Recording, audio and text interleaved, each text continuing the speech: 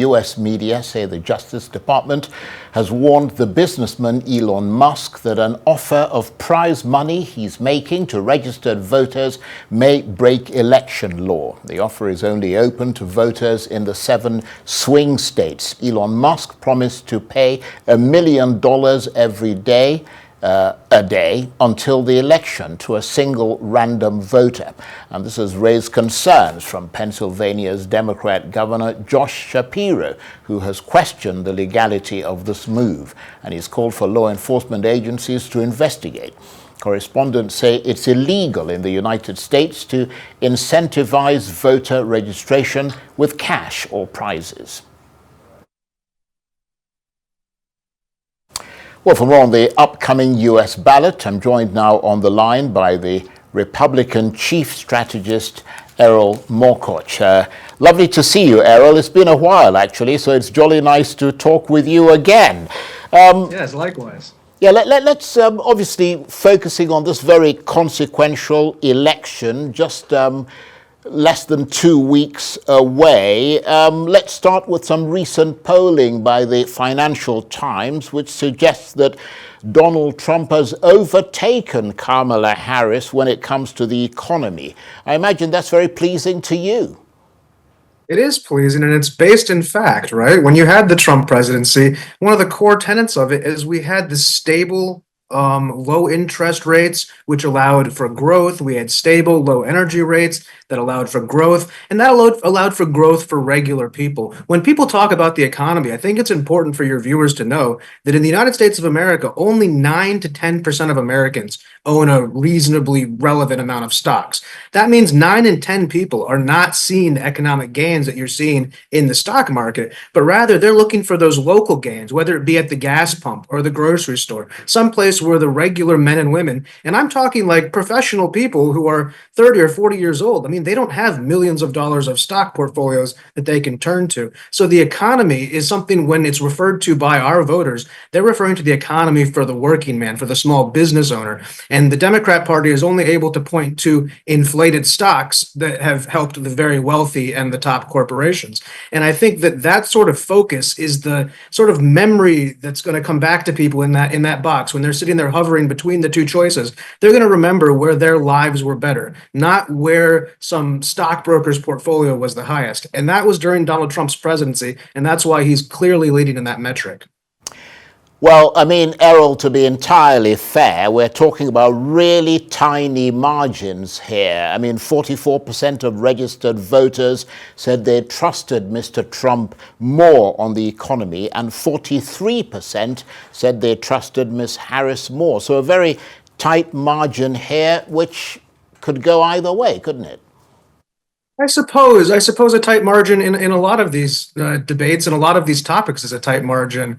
However, we're looking at something that might end up being what is being described as a narrow landslide. And I mean, it could go either way, just to be fair. You might have these tight margins in 7 swing states. Perhaps the issue isn't only economy. For a lot of people, the issue is the border. For a lot of people, the issue is geopolitical wars and stuff like that. But whatever those small slivers are, that 1 or 2 points, while insignificant in a actual sample size where we're looking for trends, it is very significant in a situation where the last election was decided by roughly 30 to 50,000 votes across 3 states. And I think that even though it's minute, it is important to note that Donald Trump came in the last 4 years from a position where, 4 years ago, nobody thought he would be here. So the fact that he's come back and made those gains and now overtaken whoever the Democrat nominee was going to be, I think is a testament to the American people, again, remembering what was better for them. And it might be marginal, but I think it's going to be enough to pull us across the line this time.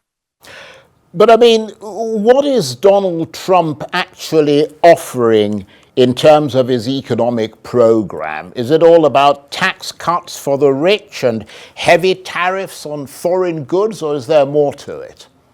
I think there's more to it. I definitely want to point out that, the quote unquote rich, let's go with the top 10 or 15% of taxpayers. They pay the majority of taxes in this country, and the bottom 50% pay almost no taxes in this country as far as income tax, sales tax, and other things withstanding. But Donald Trump's here to bring taxes down on everybody, and he's looking at a much more aggressive, progressive type of tax policy, where under his policies, 93 million Americans might not even be eligible for income tax. We're looking at no tax on tips, potentially no tax on the heroes who are out there, the firemen and the workers. And I think a big thing that people are missing is the cryptocurrency voter. There are tens of millions of cryptocurrency voters, Bitcoin voters, friends of mine, in fact, myself here in California, whose number one issue is financial autonomy. And Donald Trump is by and large the crypto president. And that new tech-based, young, innovative group is going to help deliver the White House to Donald Trump, because a lot of people have seen their wealth and their health eroded by inflation. And something like Bitcoin, which has a buzzword and people get tense about it, has tens of millions of owners in America. So things like deregulating alternative assets, things like bringing down the interest rates, things like cutting the ability for, or not cutting, but tariffs on companies that are undercutting American companies. You know, if a tariff is able to be put an American company into position to remain competitive, that's what we're doing with the auto industry. The whole auto industry in America would be bankrupt if we didn't have tariffs. They can't compete against the Chinese cars or the Japanese cars at pure cost. There has to be some sort of protection. But where is that protection for the regular guy, for the widget maker or the small factory that now can't compete in making the certain SKUs against a large Chinese manufacturer? Well, tariffs would allow that to be here. Now, nationalism does not need to be isolationism. Doesn't mean we're trying to economically isolate ourselves, but we have a responsibility, or the government has a responsibility, not we, to protect the people and the people's economic interests. And certain types of tariffs never work, but they work if you're the reserve currency of the world. If you're the reserve currency of the world and you have the world's largest military, as uncouth as that might sound, you can actually enforce tariffs, and you can do it with a steady and level hand against perhaps nefarious players, whether it be in China or some of the Europeans who took advantage of us for so many years, or even our allies in Canada, who definitely had unfavorable tariffs against our dairy farmers, for example, 245%, if I remember. So tariffs are a real thing. That's going to be part of it, but more of it is going to be deregulation, getting the American businessman back in the driver's seat. And also, I want to reiterate the cryptocurrency voter. People are going crypto, people are going Bitcoin, whether it's in Nigeria, whether it's in America, young people especially, and those are the people who are going to show up and vote for this new economy.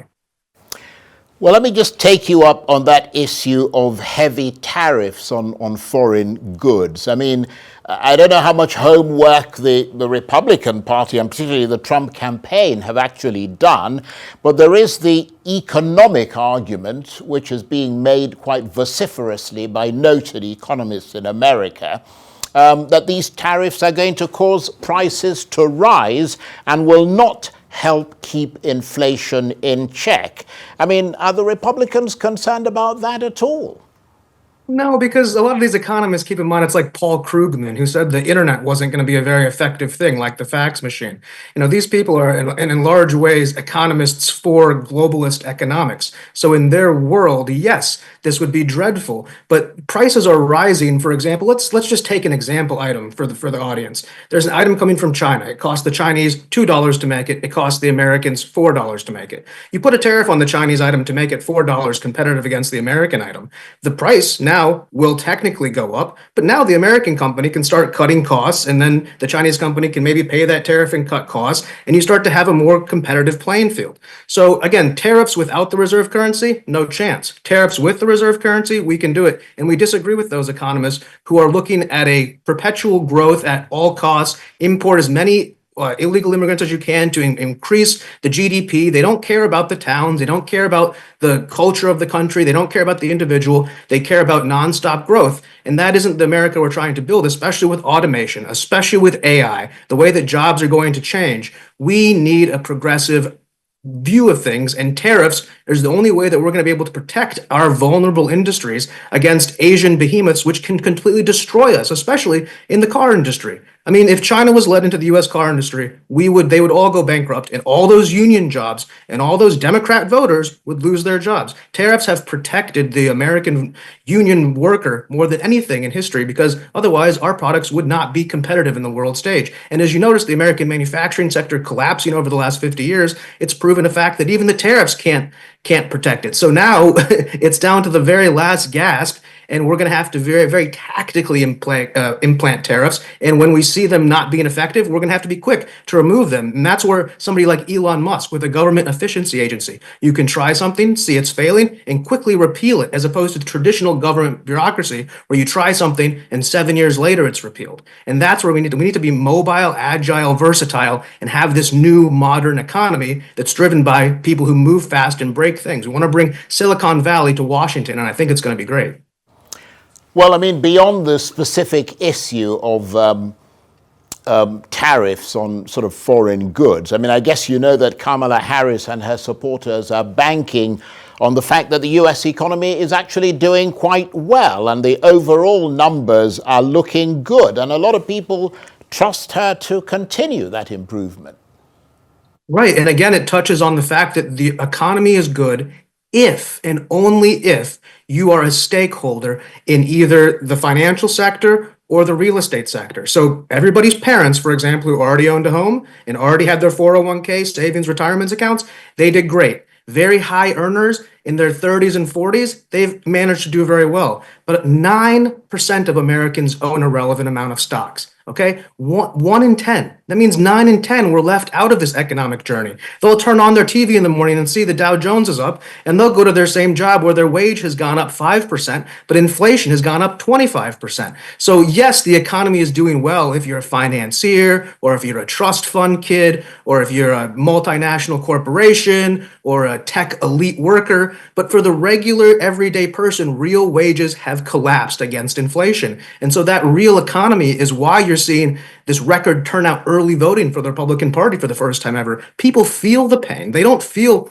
the good economy that's helping the rich. If look, rich people, especially here in California, I can walk around this Democrat town all the time and point at people with Range Rovers, and they have Kamala Harris signs in their yard. Okay, so they're loving it. They're loving it. And they don't care about inflation, because when inflation hits, you know who that hurts? That hurts the people on the bottom of the totem pole. The rich get their assets inflated. They get the bankers get their bonuses from their performance. And you know who gets hurt? The little guy, the guy who was putting cash in the bank. That guy gets screwed while the big guy gets another piece of the pie. And that's what the American people are sick and tired of. The economy is only working for the rich. It's not working for the upper middle class, the lower middle class, and the lower class. I have friends who tell me, Errol, during Trump, I was lower class. I made it to the middle class. And I felt now demonstrably that I've gone back down. And so that economy is what the voter is feeling, not what the financiers, not what the coastal elite are feeling. And I think that's going to demonstrate itself in the polls, especially, and in the result.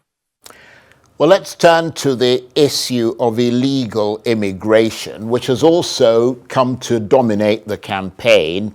The Democrats say it's a deliberate tactic by Donald Trump and the Republicans, who've used slurs and sort of false stories about migrants eating pets, for example, to make it one of the main concerns for voters of all persuasions. I mean, how much has the Republican pivot in that sort of negative direction on that issue come to favor Donald Trump?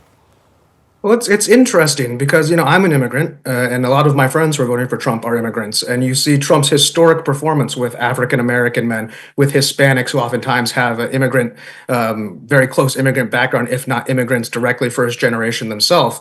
When Donald Trump speaks, it's a little bit different than most candidates. If you brought up the thing with the eating the cats and the dogs and all that, it's interesting to touch on, because how did 400,000 people from Haiti all of a sudden become legal migrants overnight and get dropped off in all of these towns?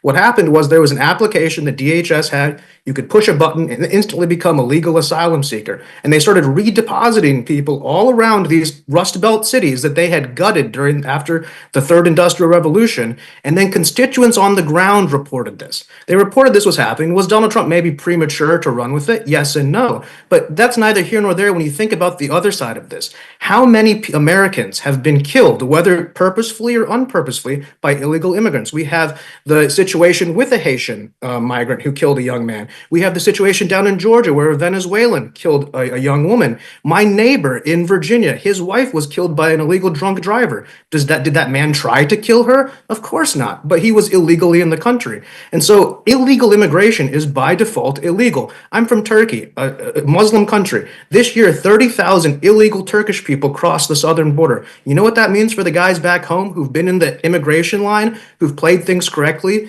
who have submitted their paperwork and have gone through the checks and balances? That means their spot has been taken by effectively a border criminal, somebody who came to Mexico with a middle-class passport and snuck into America because they knew how good it was. And these are my countrymen, and I'm saying that these people have illegally come to the country and they've cut the line in front of everybody in Istanbul and Ankara because they believe that breaking the law is okay. And why? Because the president of the United States of America at the time said, come on in, everybody come on in. So the illegal immigration problem is a real problem. This US Census is decided by how many people reside in a state. And from the census, you decide how many congressmen each state is given. In California alone, if you were to remove the illegal immigrants, California would actually lose congressmen or congresswomen in the Congress. And these are real effects of illegal immigration. And on top of that, who was against illegal immigration the whole time? The left, Bernie Sanders' entire thing. If you have illegal immigrants coming in, who does that suppress the labor force for? Again, the bottom 25%. The rich don't mind it. They have people to work in their factories for $15 an hour now.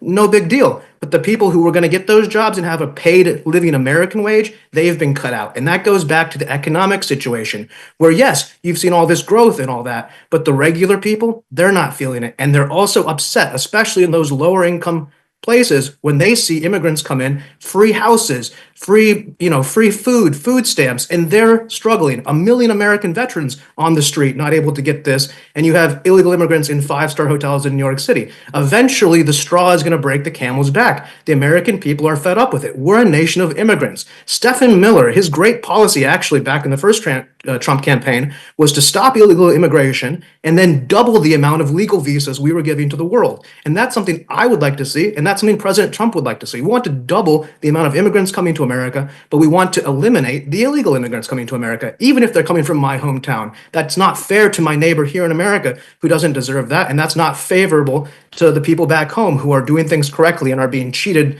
of their American dream, which I think is more unfair than anything.